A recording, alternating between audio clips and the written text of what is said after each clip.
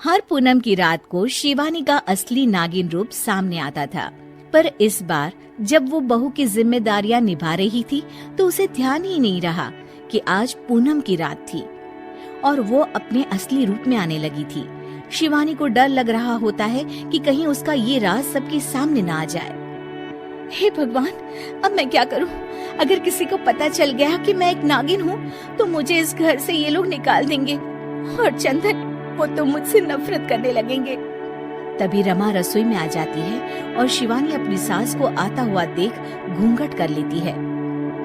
बहू, तू यहाँ क्या कर रही है इतनी देर से? तभी रमा देखती है कि शिवानी ने घूंघट किया होता है। अरे बहू, ये तूने अचानक से घूंघट क्यों कर लिया? कुछ नहीं सासू माँ, वो मेरी ना सहेली का फोन आया था अभी।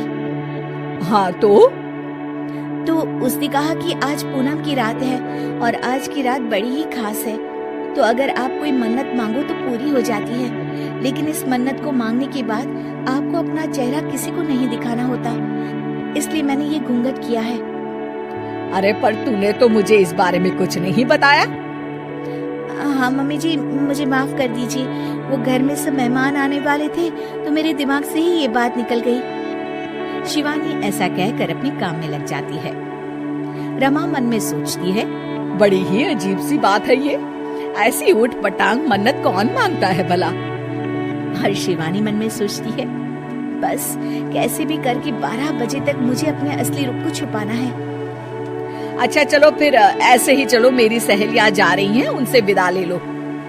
ठीक है मम्मी जी, पर ये घूंघट? हाँ, मैं समझा दूंगी उन्हें कि तुम्हारी ये कुछ अनोखी सी मन्नत है। शिवानी अपनी सास के पीछे चल रही होती है, पर उसका निचला शरीर अब नागिन का रूप ले लेता है। वो मन में सोचती है, हे भगवान, अब मैं क्या करूं? ऐसे तो मैं बाहर नहीं जा सकती, मुझे यहाँ से जाना ही पड़ेगा। रमा पीछे मुड़कर देखती है तो शिवानी गायब होती है। रमा ये देखकर चौंक जाती है कि आखिर शिवानी कहाँ चली गई अचानक से। बहू,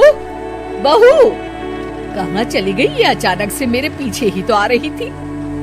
शिवानी छत पर खड़ी होती है और घबरा रही होती है कि अगर वो पार्टी में वापस नहीं गई तो उसका राज खुल जाएगा। वो चंद्र देवता से प्रार्थना करने लगती है, हे चंद्र देवता, मेरे असली रूप को आज किसी के सामने मत आने दीजिए। मैं इस परिवार से बहुत प्यार करती हूँ और मैं यहीं रहना चाहती हूँ। चंद्र देवता प्रकट हो जाते हैं। अगर तुम यही चाहती हो शिवानी, तो मैं तुम्हें इंसान के शरीर में हमेशा के लिए परिवर्तित कर देता हूँ, पर फिर तुम एक नागिन भी नहीं रहोगी और तुम्हारी सारी शक्तियाँ छीन जाएगी। मैं यहाँ इस घर की बहू बनकर ही रहना चाहती हूँ चंद्र देवता, आप मेरे शरीर को इंसानी रूप में परिवर्तित कर दीजिए। चंद्रदेव शिवानी को एक इंसान बना देते हैं और वो अब नागिन नहीं रहती। वो जल्दी से नीचे पार्टी में जाती है। अरे बहू, कहाँ गई थी? क्या हो गया था तुम्हें? मम्मी जी, वो छत पर थी, मौसम खराब हो गया था ना, तो कपड़े बाहर सूख रहे थे, सोचा उतार लाऊं। अरे बहू, यहाँ मेरी सहेलियां तुम्हारा इंतजार कर रही थी और तुम्हें कपड़ों की पड़ी है। मुझे माफ कर दीजिए मम्मी जी। पार्टी खत्म हो जाती है और शिवानी बहुत थक जाती है। शिवानी, घर की सफाई कर देना, बहुत ही गंदा हो गया है पार्टी के बाद। जी मम्मी जी। शिवानी इतनी थकान के बाद भी घर की सफाई में लग जाती है। सच में एक सामान्य बहू बनना भी बड़ी ही मुश्किल का काम है।